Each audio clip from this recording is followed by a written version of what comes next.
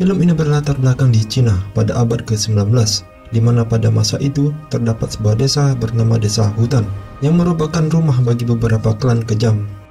Selama bertahun-tahun, persaingan di antara klan menyebabkan desa berubah menjadi pertumpahan darah. Mereka selalu bermusuhan dan tawuran.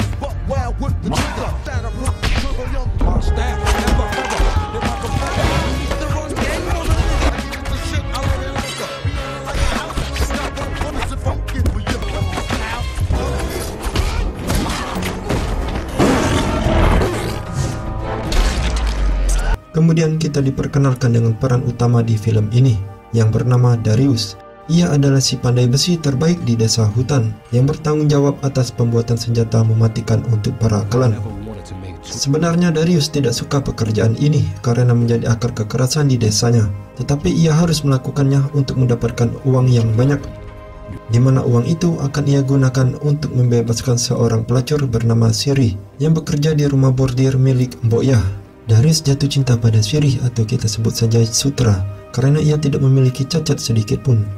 Maka dari itu, Darius ingin membelinya dan membawanya jauh dari Desa Hutan. Di antara puluhan klan di Desa Hutan, terdapat klan yang paling kuat, yaitu klan Singa. Klan tersebut dipimpin oleh Singa Emas dan letnannya Singa Perak, serta Singa Perunggu. Pada suatu hari, klan Singa dipanggil ke kantor gubernur untuk ditugaskan melindungi pengiriman emas 1 ton yang akan menuju ke kantor ini.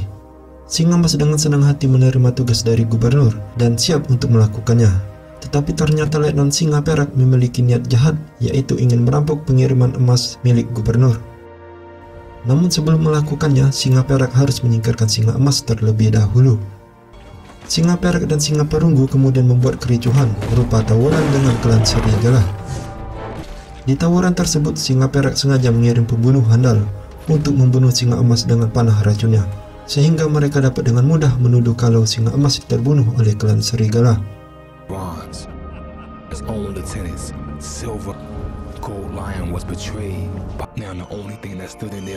Pada saat yang sama, putra Singa Emas bernama Zento sedang pacaran dengan seorang wanita yang akan ia nikahi. Perasaan bahagia Zen kemudian berubah menjadi duka setelah ia diberitahu oleh anak buahnya bahwa ayahnya telah terbunuh saat tawuran dengan klan Serigala. Zento pun segera mempersiapkan persenjataannya untuk membalas dendam ayahnya.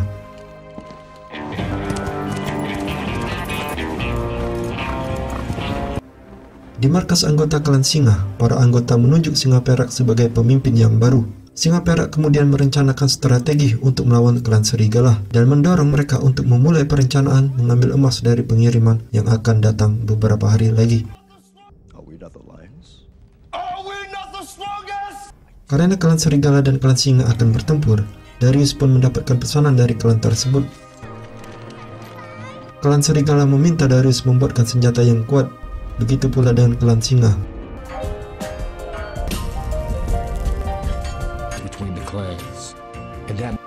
Di sisi lain, seorang pria baru saja tiba di Desa Hutan. Dia bernama Jack Cliff, yang merupakan utusan dari Kaisar untuk mengawasi pengiriman emas dari kantor gubernur.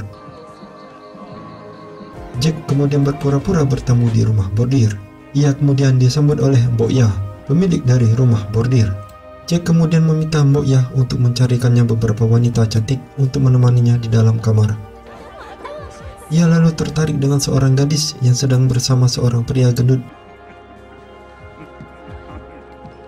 Jack merebut gadis itu, yang membuat pria gendut marah dan akan menyerang Jack. Tapi sebelum itu terjadi, Jack lebih dulu membunuhnya.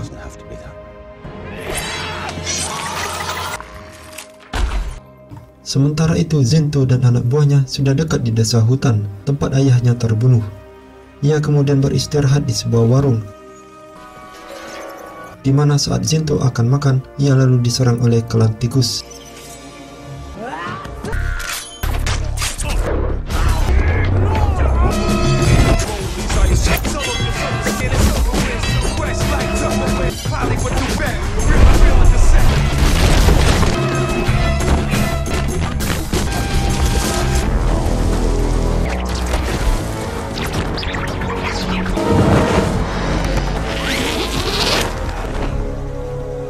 Just an X.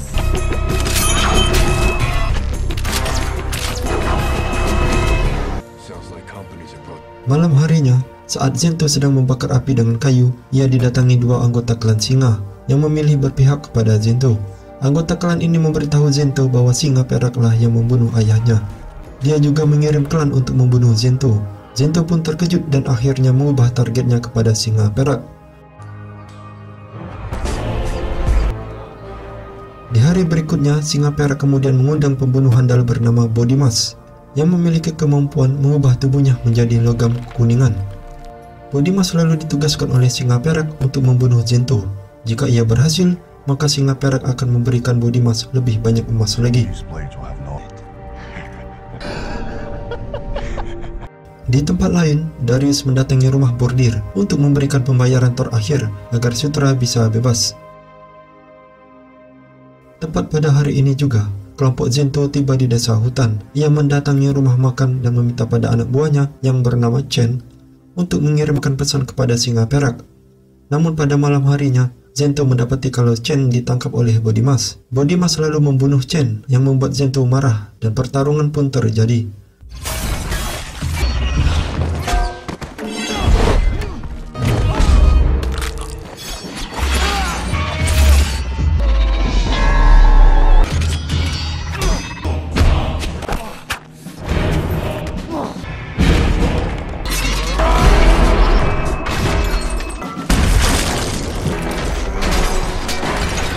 Di tengah pertarungan, Zen kewalahan melawan Bodimas karena kebal senjata tajam.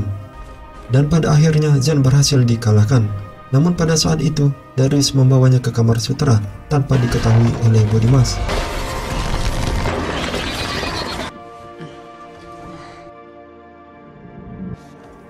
Di hari berikutnya, rombongan pengiriman emas tiba di desa hutan. Rombongan itu dilindungi oleh sepasang klan Gemini. Mereka lalu beristirahat di penginapan megah milik Pak Saiful.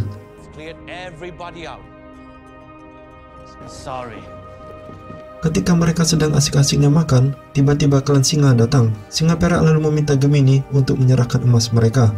Jika tidak, maka nyawa mereka akan melayang. Tentu saja Gemini menolak, yang pada akhirnya pertempuran pun terjadi.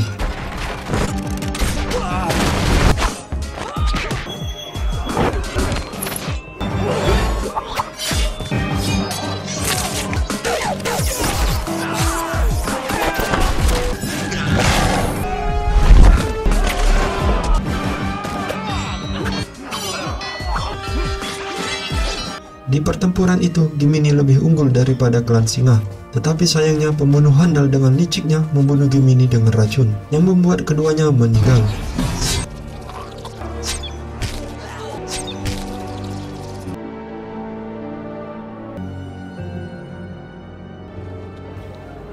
Tidak lama setelah klan singa membawa emasnya, Jack Cliff datang ke penginapan dan menemukan racun pada leher Gemini.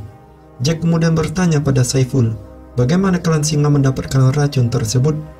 Saiful menjawab bahwa mereka mendapatkan semua senjata dari pandai besi bernama Darius. Sementara itu, gubernur yang mengetahui emasnya dirampok oleh klan singa menjadi marah dan ia mengirim pasukan yang memiliki senjata canggih untuk menghabisi semua anggota klan singa. Di kamar Sutra, Zento akhirnya sadar dari pingsannya. Darius kemudian memutuskan untuk membantu Zento dengan membuatkannya senjata yang lebih kuat dari klan singa. Tapi saat Darius hendak ke bengkelnya, ia ditangkap oleh klan singa dan dihadapkan ke singa perak serta Bodimas. Singa perak mengetahui Darius menyembunyikan Zento. Darius menolak untuk memberitahu keberadaan Zento, yang membuat singa perak marah dan memotong kedua lengan Darius.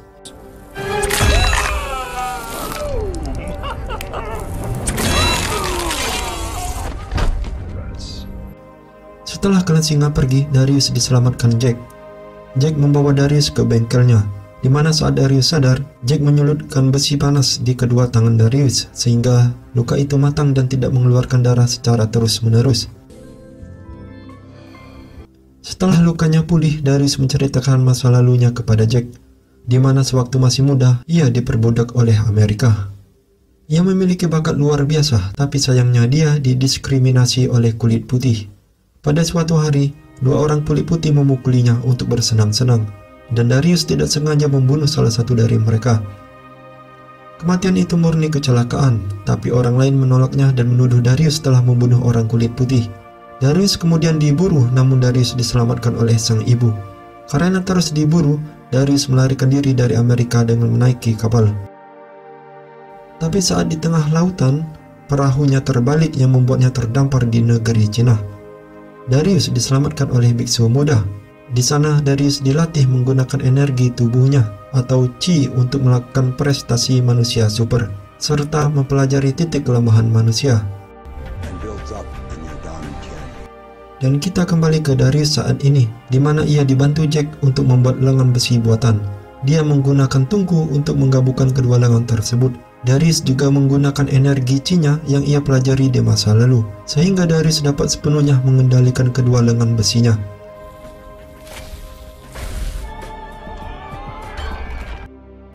Sementara itu di sisi lain, Zento yang sudah pulih diberitahu oleh Sutera bahwa Darius dirumorkan sudah meninggal di tangan klan singa. Zen kemudian pergi mencari kebenaran dan akhirnya ia menemukan Darius di bengkelnya. Kini Darius, Zen, dan Jack lalu mengatur rencana untuk mengalahkan klan singa dan mengambil emasnya untuk dikembalikan ke gubernur. Selagi mereka membahas rencananya, singa perak dan pembunuh handal mendatangi rumah Bordir dan meminta Mbokya untuk menyembunyikan emas gubernur di ruangan rahasia yang terletak di rumah ini.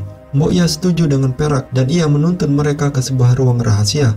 Namun tanpa mereka sadari, ternyata ada seorang gadis kecil suruhan Jack yang mengetahui pintu rahasia tersebut.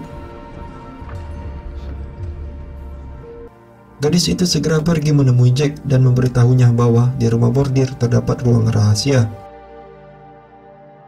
Di ruangan rahasia, Mbokya meminta perak untuk memberikan 3% emas sebagai jasa penyimpanannya. Setelah perak setuju, mereka memasukkan semua emasnya ke sebuah peti besar dan menggantungnya ke langit-langit agar aman. Ketika Mbokya meninggalkan ruangan, pembunuh handal menunjukkan wajahnya untuk pertama kalinya.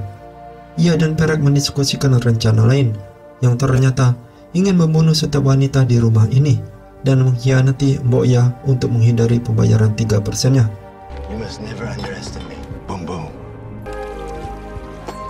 Namun Mbokya tidak bodoh, ia juga mengetahui tentang klan singa yang akan mengkhianatinya. Ia pun menemui para wanita, dia meminta mereka untuk mempersiapkan diri guna membunuh anggota klan singa saat mereka lengah.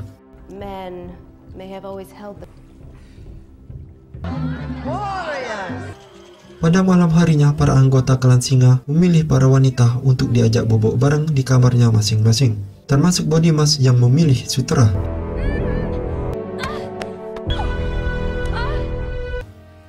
Ketika mereka kelelahan, para wanita mulai membunuh anggota klan singa satu persatu.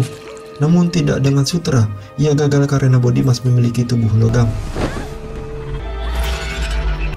Bodimas lalu membunuh Sutera dengan melemparkannya ke dinding. Sementara itu di luar, Mbokya dan para wanita mulai bertempur melawan klan singa.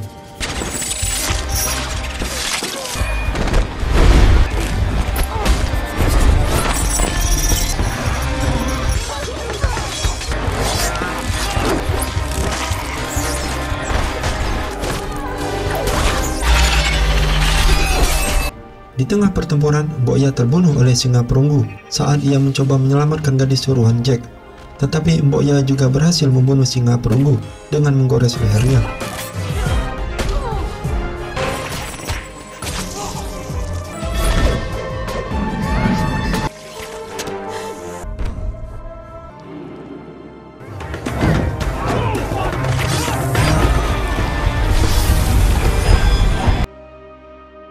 Jack, Zento, dan Darius datang. Jack pergi melawan pembunuh handal, Zen pergi melawan singa perak, sedangkan Darius menemukan bahwa pacarnya telah tewas.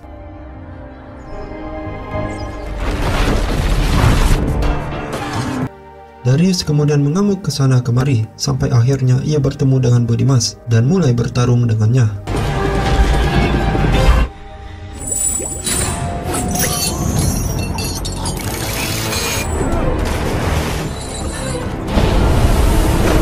Di ruangan mekanik, Jack berhasil mengalahkan pembunuh handal.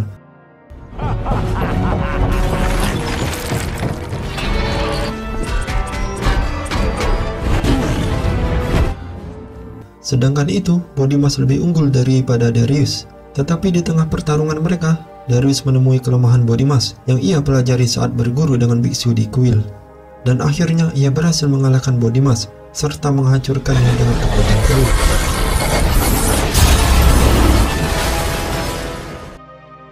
Di ruangan rahasia, Zen menemukan perak di rumah cermin. Tetapi Zen dengan mudah melemahkan perak dengan menancapkan beberapa belatih di tubuhnya. Setelah itu, Zento mengakhiri perak dengan menjatuhkan peti emas ke tubuh perak. Bersama dengan itu, pasukan dari gubernur tiba di depan rumah bordir. Mereka ingin menghancurkan rumah tersebut. Tetapi Jack segera muncul, memberitahu mereka bahwa kondisi sudah aman.